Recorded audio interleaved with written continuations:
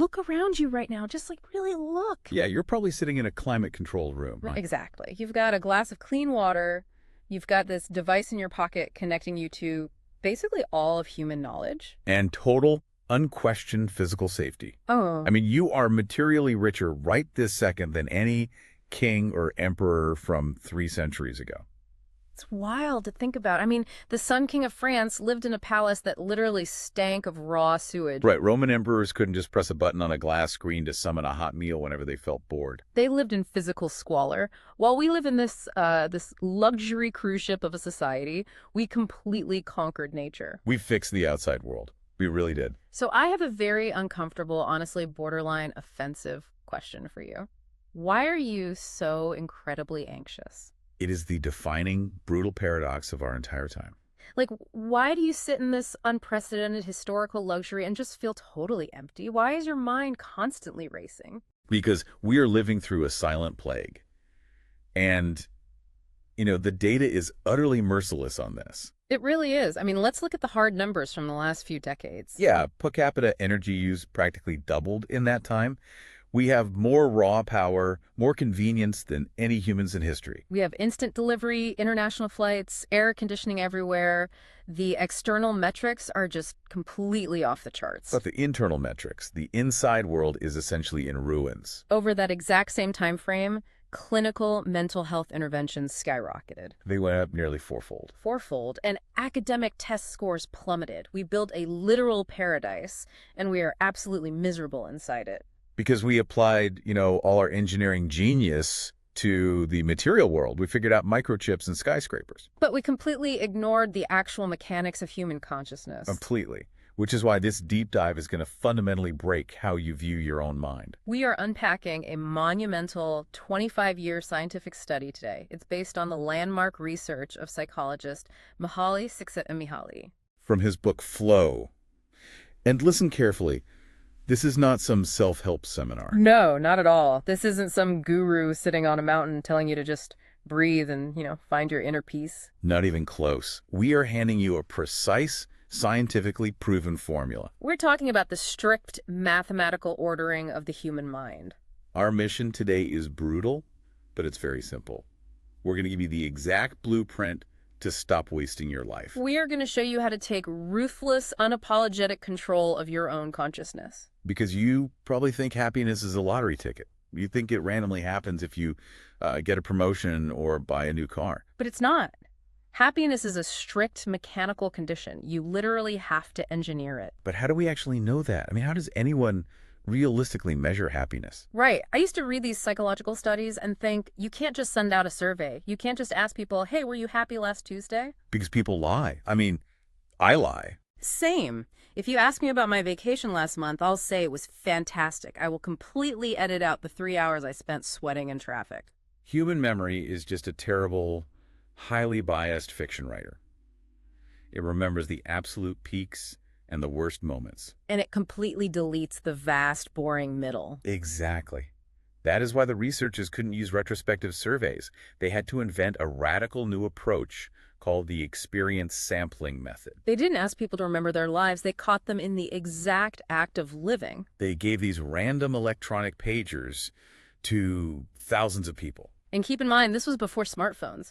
These were physical plastic beepers clipped right to their belts. Right, and 8 times a day, at completely random intervals, the pager would go off. Beep. And right then, the person had to freeze, just stop whatever they were physically doing. They had to pull out a little booklet and write down exactly what they were doing, what they were thinking about, and how they felt on a strict numerical scale. We're not talking about some tiny college focus group here. This is over 100,000 real-world moments. Sliced open, frozen in time, and examined under a microscope. The scope of the data is staggering. They tracked assembly line workers on loud factory floors in Chicago. They tracked Navajo shepherds wandering in complete silence. Korean women, Japanese teenagers, Italian farmers, elite neurosurgeons, chess grandmasters. A quarter century of unarguable cross-cultural data. It strips away all the fake societal myths about what's actually supposed to make us happy. And the beepers revealed a cold, hard truth that most people just refuse to accept. Happiness is not a random grace from the universe. It's a specific, measurable state of neurological order. But to understand what the beepers actually found, you have to accept a very uncomfortable reality about yourself. You have to look at the biological chain around your neck because you have exactly 185 billion bits of life. That is your entire biological budget. So ask yourself, how many did you waste today? How many did you just throw in the garbage? We like to think our minds are limitless, you know. We think our potential is infinite. But the physics of the human body say otherwise. The human nervous system is a physical machine. It has a strict, non-negotiable processing limit. It literally takes 1/18th of a second for your brain to distinguish one stimulus from another. 1/18th of a second. That is the ultimate speed limit of human reality. If two sounds happen faster than that, you just hear one sound. And because of that physical bottleneck, your brain can process a maximum of 126 bits of information per second. That's it. That is the ceiling. You cannot upgrade the hardware. Let's do the math on your existence. 126 bits a second. That's 7,560 bits a minute. It's almost 500,000 bits an hour. And over a typical 70-year lifespan, assuming you sleep a normal amount, you get roughly 185 billion bits of information. That is your life. There is no sequel. There's no refund. Every single thing you will ever experience has to be paid for from that finite budget. Every thought, every memory, every twinge of jealousy, every sunset you watch. Every argument you have with your spouse, it all has to pass through that tiny 126 bit per second funnel. Just to understand what we're saying right now, your brain is actively burning about 40 bits per second. You are spending your biological currency right this second just to decode these English words. To process our tone of voice and pull the meaning into your consciousness. So bring this directly into your own life. Think about what this actually means when you lie on your couch exhausted. And you just scroll mindlessly through a social media feed for 2 hours. Or when you watch a trashy reality show because you just, quote, want to turn your brain off. You are literally spending a non-refundable biological currency. You're allowing algorithms to eat your life bits. You're taking the most precious, finite resource in the universe and handing it over to garbage. It's a biological tragedy. You are bleeding time. Because the information you allow into your consciousness dictates the entire comprehensive quality of your life. You are, quite literally, what you process. Now, the natural reaction to this is defensive, right? You hear this and think, okay, fine. I'll just stop. I'll turn off the phone, turn off the TV, sit quietly in a room and do absolutely nothing. I'll save my bits. I'll just relax. But that is the biggest, most destructive myth of modern life. Relaxing is a total myth. The default state of your brain is absolute chaos. The scientific term for this chaos is psychic entropy. Entropy, just like in physics. The tendency of all closed systems to decay into disorder. Wood rots, iron rusts, and your consciousness behaves exactly like the rest of the physical universe. Without applied energy, it falls apart, it decays. When you sit in a room with no external demands on your attention, your mind does not find peace. It panics. Think about the data from the beeper experiment. This was one of the most consistent, wild findings. Yeah, when people were left entirely alone, with no tasks, no structure, no entertainment, their mood absolutely plummeted. You have felt this. Every listener has felt this. You have a totally free Sunday afternoon, right? Nothing on the calendar. No emails to answer. You think it's going to be glorious. But within an hour, unless you find a project, you feel this weird, low-grade dread creeping in. A typical teenager left alone in a room doesn't reach a state of zen. They start worrying. They agonize over their skin, they obsess over a math test, they replay social conflicts from the cafeteria. And adults are exactly the same. The moment the mind is idle, it starts digging. You worry about your mortgage, you worry about that weird pain in your back. You start replaying a minor argument you had with a coworker 3 years ago. You get actively angry in an empty room. Your attention spirals into jealousy, frustration, and pain. It's an automatic, involuntary mechanism. But why? Why would our own brains torture us like this? If peace feels good, why does our biology fight it? Because it's a ruthless evolutionary survival mechanism. An idle mind is a dead mind in the wild. If a prehistoric human sat under a tree, totally blissed out, staring at the clouds, they get eaten by a predator. So the brain is hardwired to constantly scan the horizon for threats. Exactly.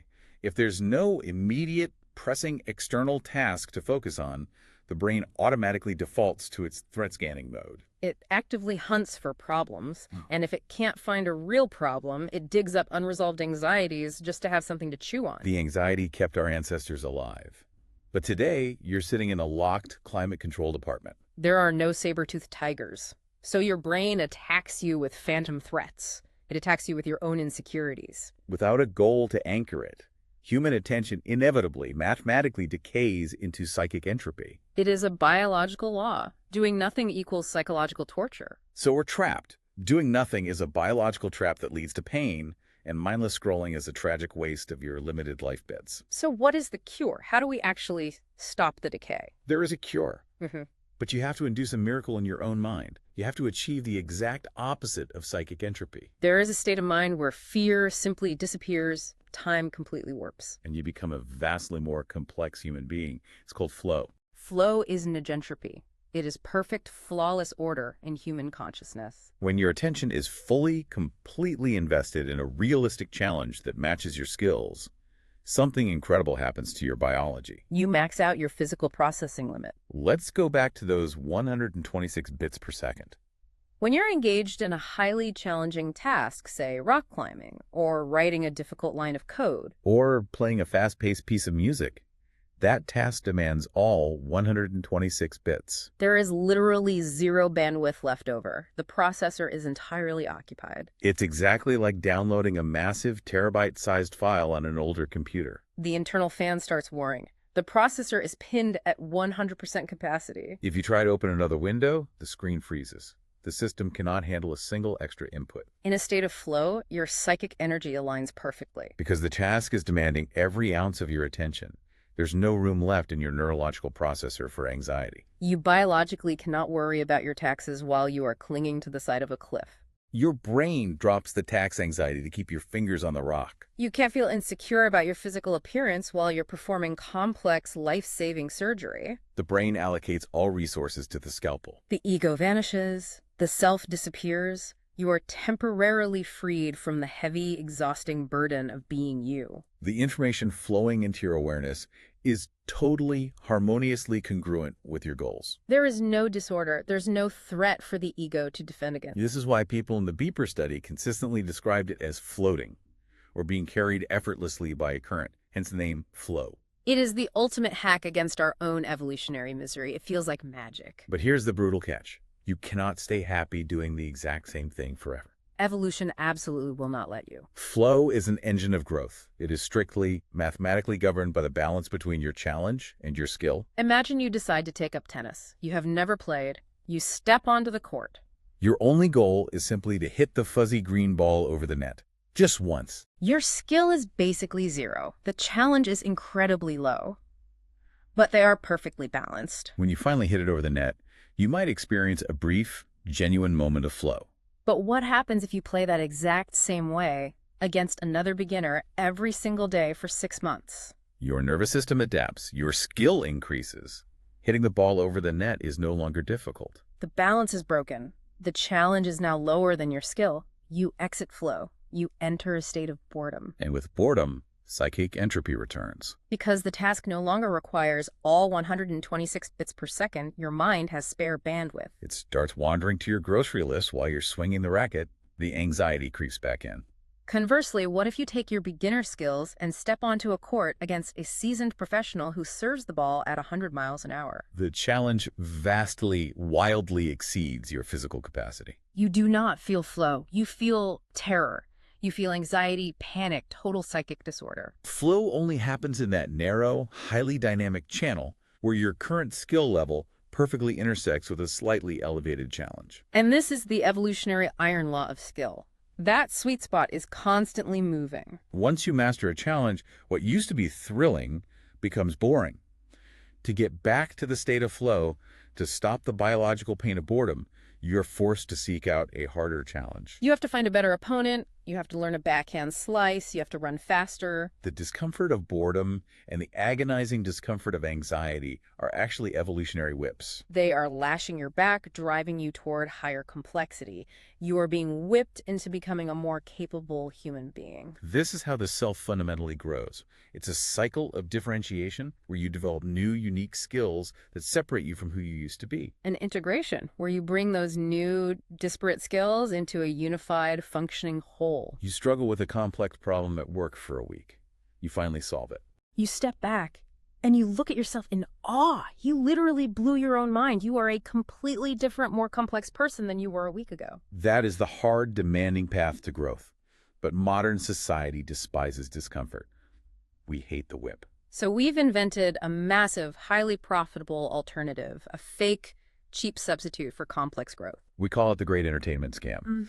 And the beeper data on this is absolutely devastating. The numbers just do not lie. Passive leisure, watching TV, mindlessly browsing the internet, scrolling through short-form videos. It consumes almost half of an adult's free time in the modern world. We pour billions of our finite life bits into glowing screens.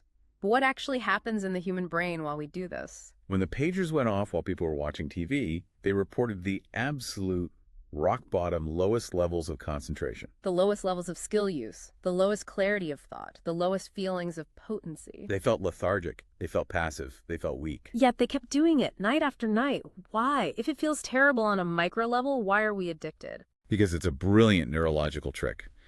Passive entertainment requires almost zero psychic energy. It barely uses any bits, but it forces your attention onto an external screen just enough to stop the threat scanning mechanism. Exactly. It artificially suppresses psychic entropy. You stop worrying about your life, your bills, your failing relationship, because the flashing lights, the rapid cuts, and the loud noises temporarily hijack your visual cortex. It's empty calories for your consciousness. It stops the pain of the void for 2 hours, but it demands zero skill and offers zero challenge. Therefore, it offers zero growth. You exit a 3-hour TV binge exactly as complex or as simple as when you started. Actually, you're worse off because you have permanently squandered your non-renewable time. So, it's basically just a massive scam designed to pacify you.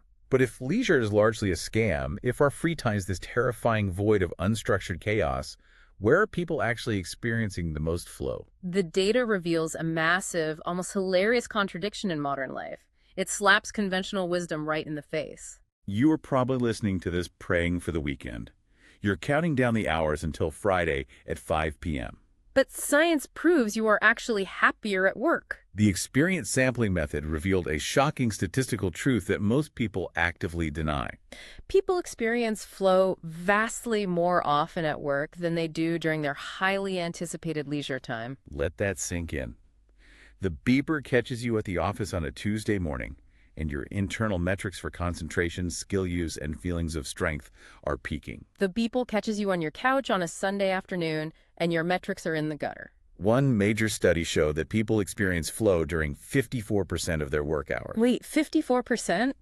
More than half the time they were on the clock, they were in a state of high-functioning neurological order. And during their unstructured leisure time, when they were free to do whatever they wanted, they experienced flow only about 1% of the time. That is insane. A 54-to-1 ratio. Yeah. Why does a job, which we supposedly hate, trigger flow so effectively? Because work comes prepackaged as a flow engine. Think about the basic structure of almost any job. It has clear, defined goals. It has rules. It has built-in challenges. It forces you to concentrate. It forces you to use specific skills. And crucially, it gives you immediate feedback. You know instantly if you filed the report correctly or if you messed up the spreadsheet. It's a ready-made, off-the-shelf defense against psychic entropy. The job structures your consciousness for you.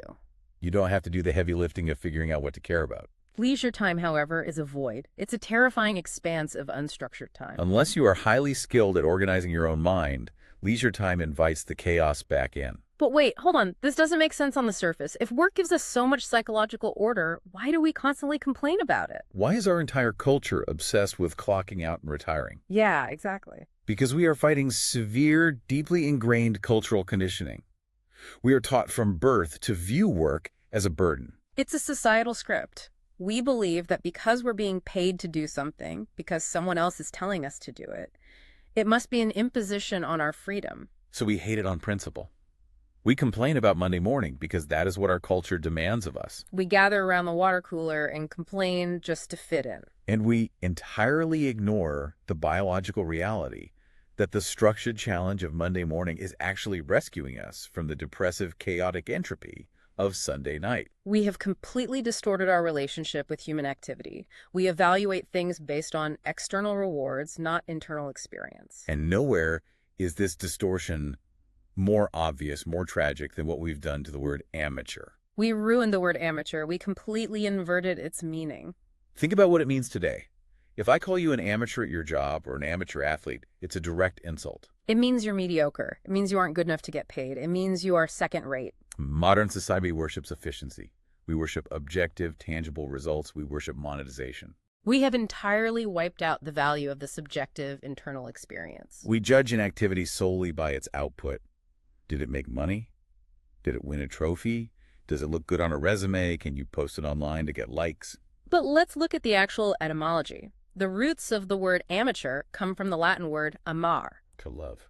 An amateur, in the truest historical sense, is someone who does something purely for the love of the experience. Not for the money, not for the prestige, not for the applause, but because the activity itself structures their consciousness. We desperately need to reclaim the amateur. You need to reclaim your right to do things just because they bring order to your mind. You do not need to monetize your hobbies. This is a sickness of modern culture, this idea of the side hustle. If you love woodworking and you spend all Saturday building a terrible, lopsided birdhouse that no bird will ever use. But the process of measuring, cutting, and sanding absorbed all your attention and brought you joy. That is a massive victory. The physical birdhouse is completely irrelevant. Throw it in the trash. The subjective state of your mind while building it was the prize. You are building yourself. You are not just building a wooden box. So how do we actually construct this joy? We can't just wait around for flow to hit us like a lightning bolt. We need the blueprint. Flow is not magic. It's a strict mechanical process. If you assemble the correct parts in the correct order, your consciousness will ignite every single time. The 25-year study identified 8 universal elements of the flow engine. They are identical whether you're a Navajo shepherd tending a flock or a Chicago neurosurgeon operating on a brain. Let's break down the mechanics. You cannot skip these steps. First, the activity must present a realistic challenge that perfectly matches your current skills. You need a mountain that is just hard enough to climb, but not so hard you fall off. Second, the activity must require intense, unbroken concentration. You must be able to completely merge your physical action with your mental awareness. Third, and this is crucial, the activity must have clear, unambiguous goals. You can't have vague intentions. You have to know exactly what you're longing to achieve, second by second, micro-movement by micro-movement. Fourth, it must provide immediate, unavoidable feedback. You need to know instantly if you're moving closer to the goal or further away. Your brain needs that data loop to stay locked in. When you lock in those first 4 conditions, the remaining elements naturally emerge like a chain reaction. The 5th element kicks in, a deep, effortless involvement that completely removes all everyday worries from your awareness. The psychic entropy vanishes. The bills, the arguments, the insecurities, they're gone. 6th, you experience a profound, exhilarating sense of control over your actions. You are not a victim of fate. You are the absolute master of that specific moment. 7th, the concern for the self disappears. Paradoxically, your ego falls completely away during the flow state. You forget you exist. But after the experience is over, when you step back, the sense of self emerges stronger, denser, and more complex. And finally, the 8th element. Your perception of time is radically altered. You look at the clock, and hours have passed by in what felt like 10 minutes. Or, occasionally, a split second of intense action, like a car spinning out on ice, stretches out to feel like an eternity, allowing you to react. To understand how universal this is, contrast two wildly different examples from the source material. Think about the brilliant surgeon in the operating room. Let's look at the surgeon's reality. Clear goal. Remove the tumor without severing the artery. Immediate feedback. The beep of the heart monitor, the color of the tissue, the exact amount of bleeding. High challenge, perfectly matched to a decade of high-skill training. The surgeon enters a state of absolute grace. The outside world ceases to exist. They don't feel hungry, they don't feel tired, hours vanish, they are completely merged with the scalpel. Now take a completely different scenario. Okay. A teenager sitting in a bedroom reading an incredibly complex, challenging novel. It's the exact same engine. Clear goal. Finish the chapter, decode the complex vocabulary, understand the protagonist's motive. Immediate feedback. The emotional resonance of the words hitting your brain. The physical turning of the page. The challenge of the dense text matches their evolving reading skill. The teenager loses track of the entire afternoon. The bedroom fades away. They are inside the story. The external activity does not matter. The internal structure does. You assemble those 8 elements, and the ego disappears. You stop existing as a separate, worried entity. You literally become the action. But to build these flow activities, you have to possess the raw materials. You have to use your equipment. And most of us are completely ignoring the most powerful tools at our disposal. You have the most advanced sensory equipment in the known universe, but you walk around blind and deaf. Think about human biology. The eyes, the ears, the complex nervous system. Your capacity for processing high-definition sensory input is staggering. But look at how people actually live. Most people only use their senses for basic survival or cheap passive enjoyment. You use your eyes just to avoid walking into a wall or to stare at a screen. You use your ears just to listen to a podcast or hear a siren. You eat food just to stop the physical pain of hunger. We treat our senses like cheap, greasy fast food when they are capable of Michelin star, transcendent experiences if we just applied attention. The senses can be trained as a massive, high-bandwidth channel for flow. But it requires an upfront investment of psychic energy. It requires work. Consider the visual domain. Most of us look at the world, but we do not actually see it. A trained eye, an individual who has invested deep attention in visual aesthetics, can walk down a normal, boring suburban street and experience profound flow. They can look at a regular clay tile roof on an old building. An untrained person just sees a red roof.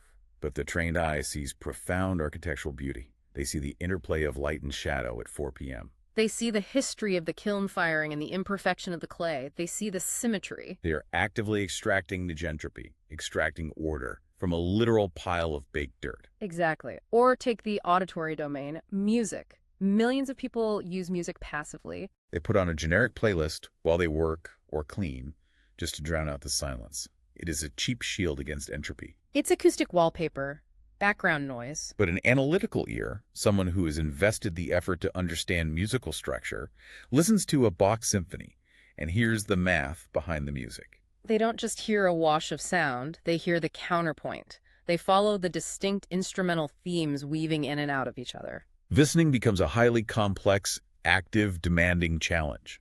It induces deep flow without them moving a muscle. We have to wake up our dead senses. But here's a terrifying thought. What happens if you strip away all the external inputs? What if there's no tile roof to look at, no symphony to listen to, no job to structure your time? What if you are locked in an empty white room? This is the ultimate test of human psychological resilience. If they locked you in an empty room, would you entertain yourself or would you lose your mind? For most modern people, let's be honest, without a smartphone, without a screen, without any external input, it would be sheer torture. The entropy would consume them within hours. They'd panic. But historically, this was not the case. Before the industrial era, before the printing press, and long before mass media, people cultivated a portable sanctuary within their own minds. They possessed an internal memory palace. Because they couldn't just look things up, they memorized epic poetry.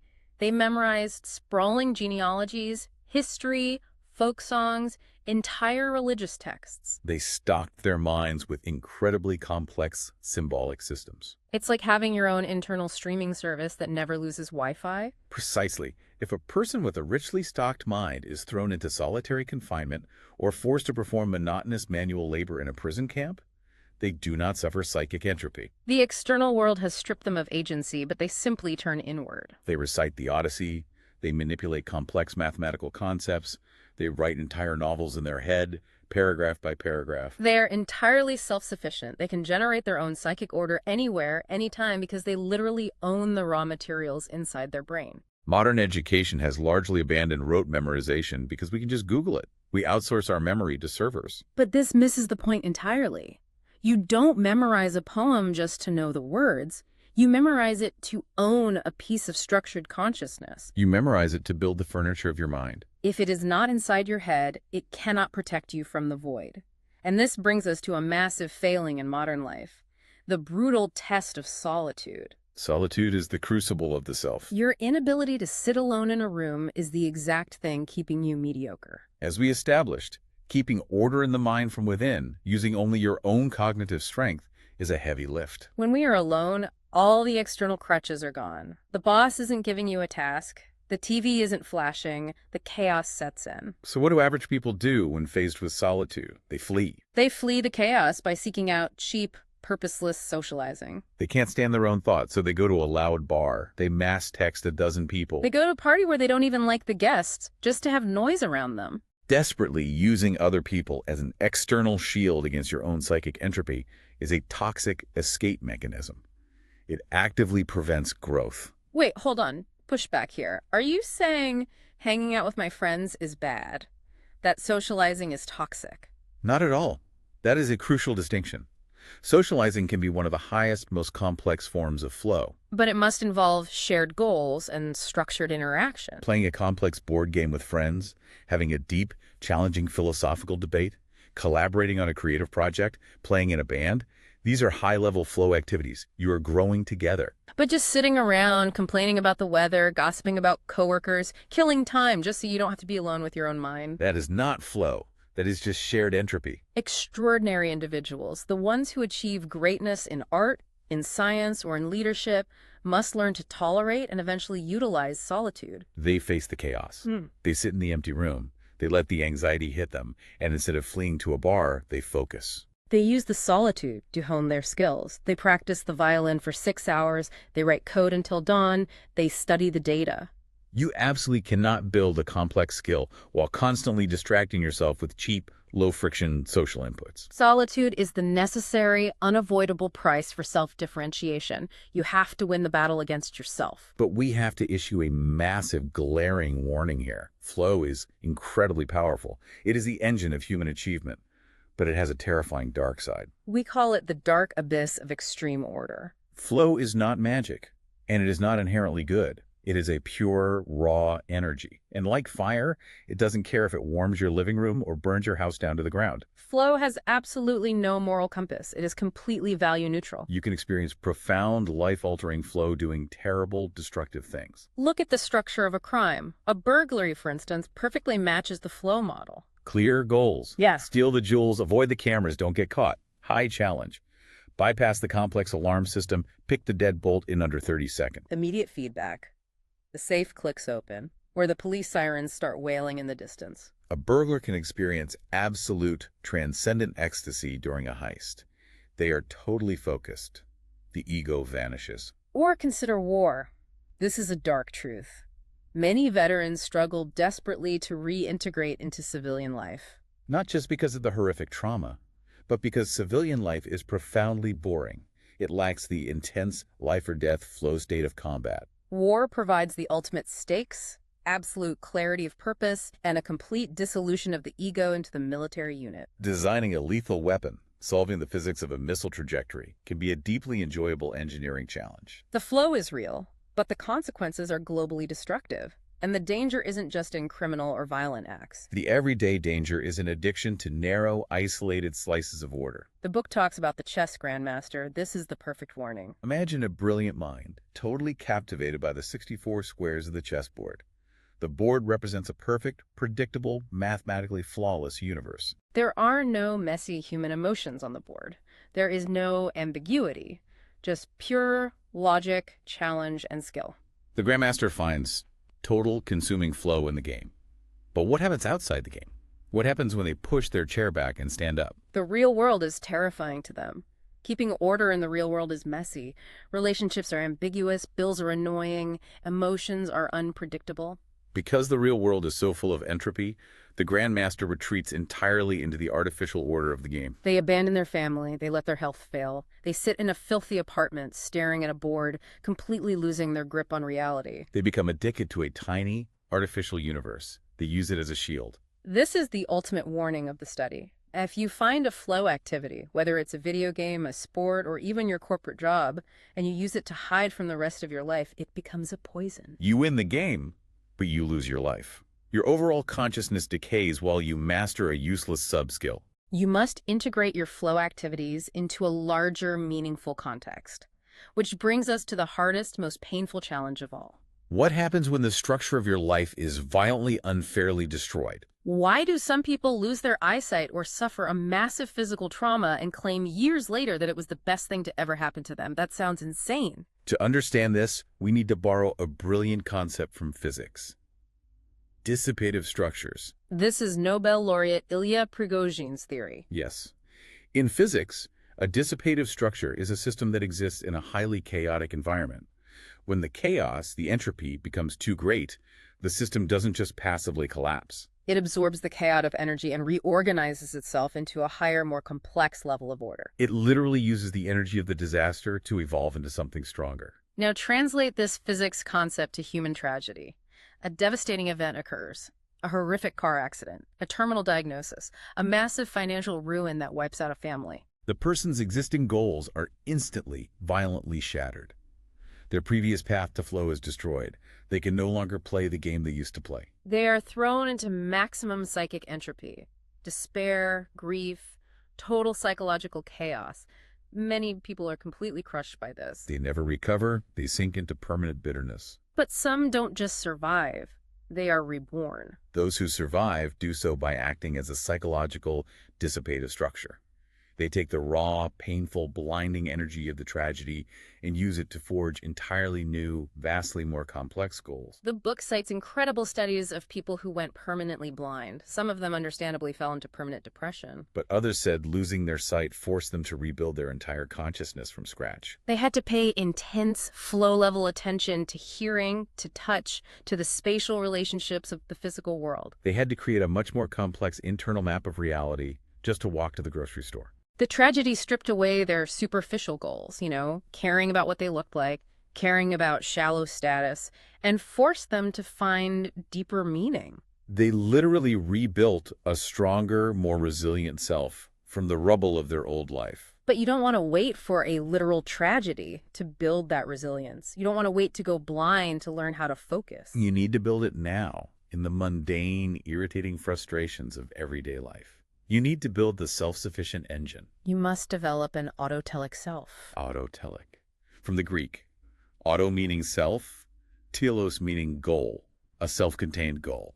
A person with an autotelic personality is never dependent on external rewards. They do not need the universe to cooperate with them to be happy. They actively transform ordinary, even frustrating events into flow experiences. I love the example we found in the research for this. The next time your car breaks down, your reaction will prove exactly how evolved your consciousness is. Let's picture the scenario vividly. You're driving to an extremely important meeting. If you miss it, you might lose a client.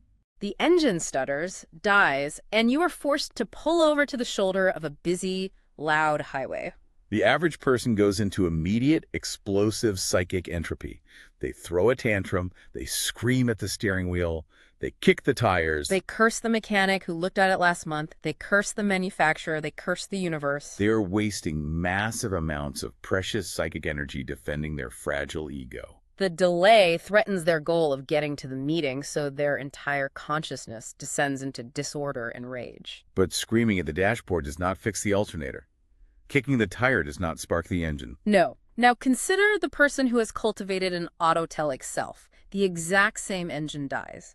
They pull over. Their first move.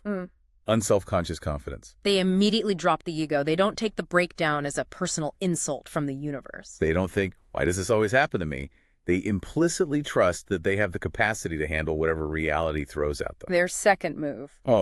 An outward focus of attention. Instead of focusing inward on their anger, their racing heart, and their anxiety about the meeting, they push their attention entirely outward onto the objective environment. They listen carefully to the exact sound the engine made before it died. Was it a clunk or a wheeze? They look at the temperature gauges. They smell the air for burning oil. Their third move, discovering new solutions. They are infinitely flexible. The old goal, getting to the meeting on time, is dead. It is no longer realistic based on physics. So they don't cry over it. They instantly construct a new goal. The new goal is troubleshoot the complex engine system. Suddenly, the breakdown is no longer a tragedy. It is a puzzle. It is a mini-flow challenge. The challenge matches whatever mechanical skill they have. They pop the hood, totally absorbed in the diagnostic process. The highway noise fades away. They transformed a miserable, stressful situation into a structured, engaging experience. That is the superpower of the autotelic self. They manufacture their own negentropy out of chaos. But having a great reaction to a broken car, or having a deeply engaging hobby, or even having a fulfilling job is not enough in the long run. It's not. You can't just have fragmented, isolated moments of flow. You can be an incredibly autotelic tennis player on Saturday morning and be absolutely miserable in your marriage by Saturday night. You can be a genius, flow state surgeon on Tuesday and completely depressed and suicidal on your Sunday day off. Fragmented flow eventually leads to long-term chaos. If your areas of order don't connect, the entropy leaks through the cracks. To truly master your consciousness, you have to turn your entire life into one massive, unified flow state. You need what the researchers call an ultimate life theme. This is the absolute highest level of human complexity. It requires 3 distinct pillars: purpose, resolution, and harmony. First, purpose. You need a clear, overarching goal that gives meaning to every smaller action you take. It honestly doesn't even matter what the goal is, as long as it is compelling enough to demand a lifetime of attention. It could be curing a specific disease. It could be raising an emotionally healthy family. It could be mastering a forgotten art form. Second, resolution. Having a grand purpose is completely useless without the unyielding, gritty determination to act on it. You must invest the immense psychic energy required to overcome the inevitable obstacles. Resolution is the hard translation of abstract purpose into daily action. And third, harmony. This is the ultimate prize. This is when your thoughts, your emotions, and your daily actions perfectly, seamlessly align. When you have harmony, you are no longer torn by conflicting desires. You aren't sitting at work wishing you were playing golf and sitting on the golf course feeling guilty about work. Every action you take makes logical sense within the context of your ultimate life theme. Your entire existence becomes a seamless, focused effort. You become a unified biological force. When individuals achieve this level of complexity, they elevate not just themselves, but the entire communities around them, which forces us to look outward. It forces us to evaluate the actual world we have built for ourselves. We are measuring the success of our modern cities, our schools, and our corporations with completely broken rulers. We use standard GDP to measure the health and success of a nation. We use quarterly profit margins to measure the success of a company. We use standardized test scores to measure the success of our children's schools. But standard GDP only measures the movement of money. It measures consumption. And as we established at the very beginning of this deep dive, money does not equal order in consciousness. Wealth can actually accelerate psychic entropy if it removes all meaningful challenges from a person's life and replaces them with passive luxury. So I want you to imagine a new metric. Imagine we evaluated society using flow GDP. What is the true value of a factory? It is not just the sheer number of plastic widgets it produces per hour. It is the quality of the internal experience it provides to the human beings who work there. Does the factory treat its workers like biological robots, stripping away their agency and causing profound psychic entropy? Or does it design the workflow to provide dignity, skill building, and daily opportunities for flow? Does a school just force rote memorization so kids can pass a standardized test and boost the district's funding? Or does it teach students how to find authentic joy in solving complex, difficult problems? A society that provides massive material wealth but breeds anxiety, depression, and psychic entropy in its citizens is a failed society. It is nothing more than a luxurious mental prison. We must demand institutions that foster complex human growth, not just blind economic output. Because ultimately, the pursuit of flow isn't just about individual happiness. It is the underlying engine of all human progress. Let's zoom all the way out. I want to look at this on a cosmic scale. The universe naturally leans toward entropy. It is a fundamental law of thermodynamics. Things fall apart. Heat dissipates, stars burn out, complex systems decay into randomness. The physical universe is cold, chaotic, and utterly indifferent to human existence. Everything human beings have ever built is just a giant wall to keep out the void of the universe. When you read human history through the lens of flow, everything changes. Our breathtaking art, our complex science, our intricate legal systems, our elaborate religious rituals, these aren't just nice things we decided to invent to pass the time. They are desperate, beautiful life rafts of negentropy. Every act of creation, every scientific discovery, every beautiful, mathematically perfect piece of music is an act of fierce rebellion against the default chaos of existence. When a culture invents a new game or discovers a new physical law, it is creating a new structural framework for humans to invest their psychic energy. It is creating new avenues for flow to keep the darkness at bay. The evolution of human culture is driven by the biological necessity to find increasingly complex challenges to stave off the terror of boredom and anxiety. We build these massive, complex systems to protect our fragile minds from the terrifying randomness of the void. Which brings us to the ultimate crisis of our current generation, the crisis you are facing right now. We have more freedom than any generation in human history. and it is actively tearing us apart. In the past, you didn't have much choice. Your culture, your strict religion, your rigid social roles dictated your goals. You were born a peasant. You farmed the land. You obeyed the local lord. You followed the church blindly. The rules were crystal clear. The constraints were brutal, but they provided a very tight, inescapable framework for consciousness. You don't have to agonize over your life purpose on a Tuesday night. Today, the constraints are gone. You are completely free. You can live anywhere. You can believe anything. You can reinvent yourself entirely. But with infinite choice comes the infinite potential for psychic entropy. When you have to invent your own purpose from scratch, without the skills to manage your own attention, you drown in the chaos of possibility. This is our final provocation, Fro. To survive this unprecedented freedom, we cannot retreat to the rigid, oppressive rules of the past. But we cannot surrender to the mindless scrolling of the present. We must use flow to consciously evolve. The rewards of creating order in our experience provide the exact potent energy that propels human evolution forward. We are the vanguard of consciousness in a dead universe. If we learn to master our own minds, if we refuse to waste our life bits on garbage, we pave the way for something incredible. As the author of the study states, this mastery paves the way for those dimly imagined descendants of ours, more complex and wise than we are, who will soon take our place. You have roughly 185 billion bits of life. The universe naturally wants them to scatter into the void. The tech algorithms actively want to steal them to sell ads. The choice is entirely yours. Surrender to the chaotic default of the modern world, or forge the complex, beautiful mind of the future. What are you going to do with your next bit?